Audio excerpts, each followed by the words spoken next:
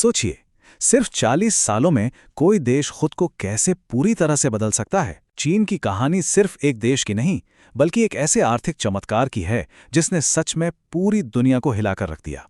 तो चलिए आज इसी कमाल के सफर को थोड़ा करीब से समझते हैं। और सच में ये बात इस पूरी कहानी का निचोड़ है।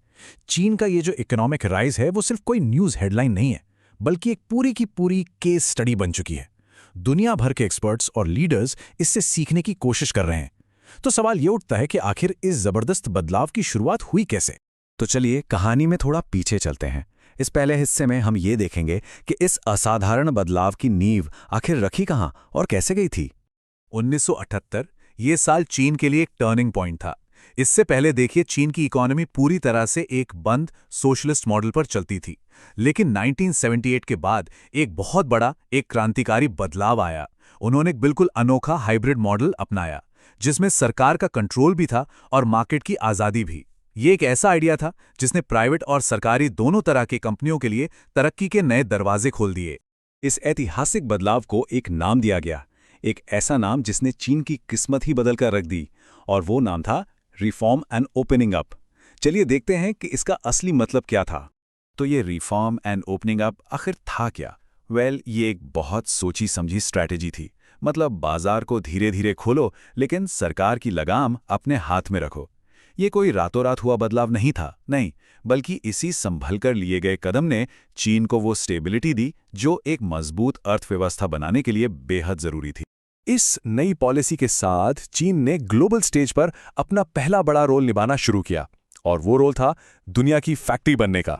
इस सफर में एक बहुत बड़ा मोड़ तब आया जब चीन ने वर्ल्ड ट्रेड ऑर्गेनाइजेशन यानी WTO को ज्वाइन किया।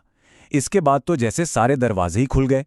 देखते ही देखते चीन दुनिया का मैन्युफैक्चरिंग हब बन गया, और दुनिया भर की बड़ी बड़ी कंपनियां अपने प्रोडक्ट्स बनवाने के लिए चीन पर डिपेंडेंट हो गईं।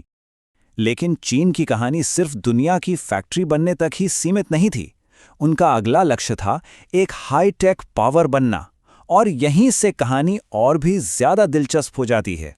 चीन की पूरी स्ट्रैटेजी को हम 3 आसान स्टेप्स में समझ सकते हैं। पहला, सस्ती मैन्युफैक्चरिंग से शुरू करो।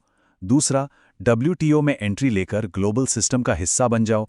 और तीसरा और सबसे जरूरी, हाई-टेक सेक्टर्स में अपना दबदबा कायम करो। ये कमाल का एवोल्यूशन है। और जब हम हाई-टेक की बात करते हैं तो ये वो सेक्टर्स हैं जहां चीन आज दुनिया में लीड कर रहा है। इलेक्ट्रिक व्हीकल्स हों, आर्टिफिशियल इंटेलिजेंस यानी AI हो, सेमीकंडक्टर्स हों या फिर रोबोटिक्स, चीन ने इन सभी फील्ड्स में जबरदस्त बढ़त बना ली है। अब देखिए, जब पैसा और ताकत आती है तो उसका असर भी बढ़ता है।